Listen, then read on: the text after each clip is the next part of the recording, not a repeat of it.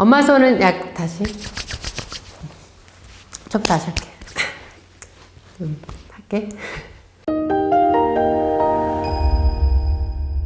엄마 손은 약손. 어서 오세요. 엄마 약손입니다. 감기라든가 독감 또 바이러스 같은 것이 유행을 할 때면 우리 아이들이 열이 많이 나게 되는데요. 아이가 고열로 힘들어할 때 그야말로 엄마들은 비상 상태에 해당이 됩니다. 그래서 오늘은 우리 아이가 열 났을 때 집에서 열을 떨어뜨리는 안전한 방법 5가지에 대해서 말씀드리도록 하겠습니다. 첫 번째, 아이가 열이 날 때 충분한 수분 공급을 해줘야 합니다. 아이들은 몸 상태를 보게 되면은 70% 정도가 수분에 해당이 되는데요. 땀이 많이 난다거나 또는 뭐 설사를 한다거나 했을 때 탈수가 잘 일어날 수가 있는데요. 특히 우리가 열이 났을 때 이 체온 조절을 하기 위해서 막 땀을 내고 그러면서 열을 떨어뜨리게 되는데, 체온 조절을 잘 하려면 결국 우리 몸에 체액이 충분해야 합니다. 젖먹이 아이들 같은 경우에는 모유라든가 분유를 충분히 아이가 먹고 싶어 하는 만큼 먹여주시고요. 그리고 좀 큰 아이들 같은 경우에는 보리차라든가 또는 과일 주스를 좀 희석해가지고 자주 먹여주는 것이 좋습니다. 아이가 좀 수분이 부족하다 하는 상황을 보게 되면은 뭐 기저귀를 가는 횟수가 좀 줄었다거나 또는 소변색이 좀 진하다던가 좀 더 진행이 됐을 경우에는 뭐 우는데 눈물이 좀 잘 안 난다거나 아이가 좀 처져한다거나 눈에 초점이 흐릴 정도로 가게 되면은 바로 병원에 좀 가야 합니다. 두 번째, 통풍이 잘 되는 그런 편한 옷을 입히세요. 아이들이 열 날 때는 옷 하나도 되게 잘 입어야 되는데요. 헐거운 그런 통풍이 잘 되는 면 속옷 같은 거, 그런 것들 좀 입혀주고, 그리고 갈아입히기 편한 이런 이제 앞트임 옷을 입는 것이 좋습니다.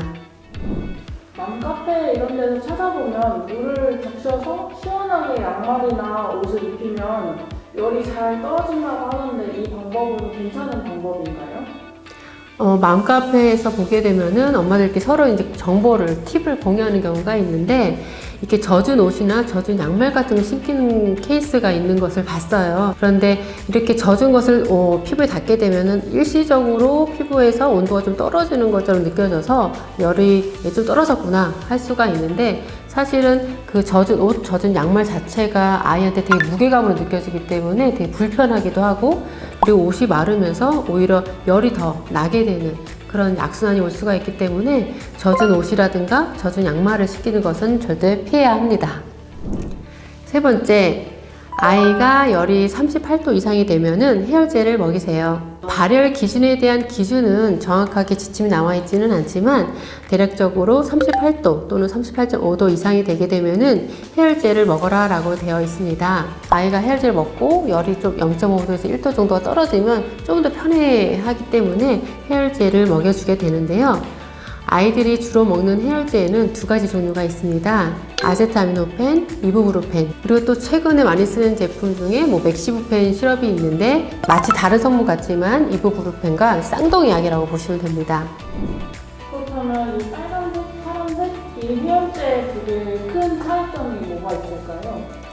빨간색 아세트아미노펜은 좀 어린 연령 아이들도 쓸 수 있는 제제이고, 파란색 이부프로펜 제제 같은 경우에는 좀 소염 기능이 있기 때문에 목이 붓거나 뭐 염증이 있는 그런 발열 상태, 열이 났을 때 쓰게 되면 조금 더 효과적인 부분이 있습니다. 그리고 해열제를 여러 종류가 있는데 이걸 번갈아서 혹은 교차로 이렇게 먹어도 되는 건지 좀 특별히 주의해야 될 사항이 있을까요?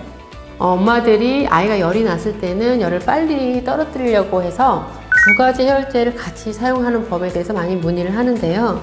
한 서너 시간 간격으로 해서 교차로 복용을 하게 되면은 조금 더 효과적으로 열이 떨어지는 경우도 있기 때문에 그렇게 복용을 할 수가 있는데요. 그런데 이 방법이 좀 어렵고 헷갈리다, 이렇게 이해가 잘 안 되는 상황에서는 열이 너무 많이 떨어져서 저체온을 가져올 수도 있고 또 약의 사용이 더 과해질 수 있기 때문에 정확한 이해를 바탕으로 하지 않은 경우에는 사용하지 않는 것이 좋습니다.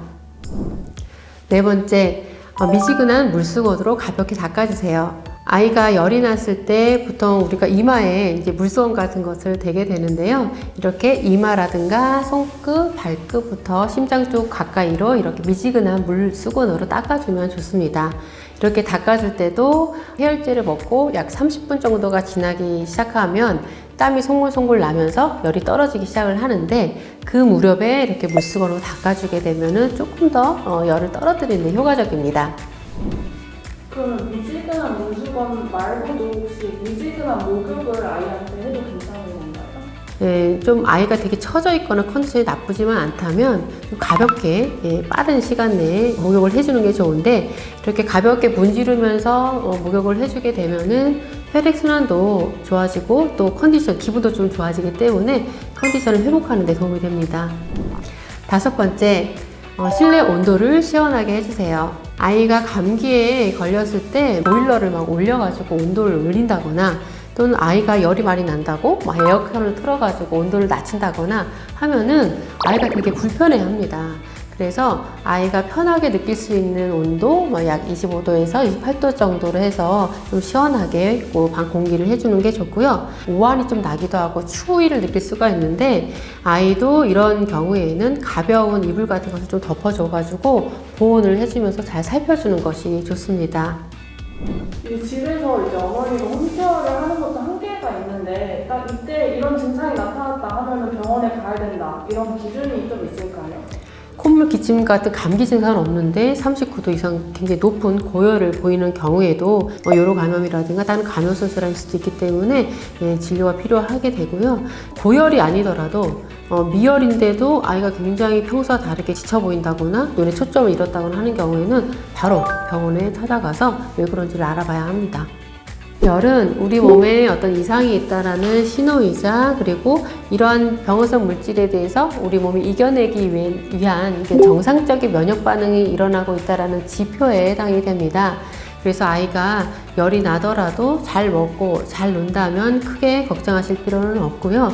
다만 아이가 이제 열이 났을 때는 시시각각 어떤 몸 상태가 바뀔 수가 있기 때문에 잘 관찰하면서 오늘 말씀드린 5가지 열 났을 때 안전하게 열 내리는 방법을 잘 지켜주신다면 우리 아이가 열이 났을 때 좀 더 편하게 지내면서 빨리 회복하는 데 도움이 될 것 같습니다. 오늘 정보가 우리 아이가 열이 났을 때 좀 더 편하게 지내면서 빨리 회복하는 데 도움이 되었기를 바랍니다. 여러분 아프지 마세요.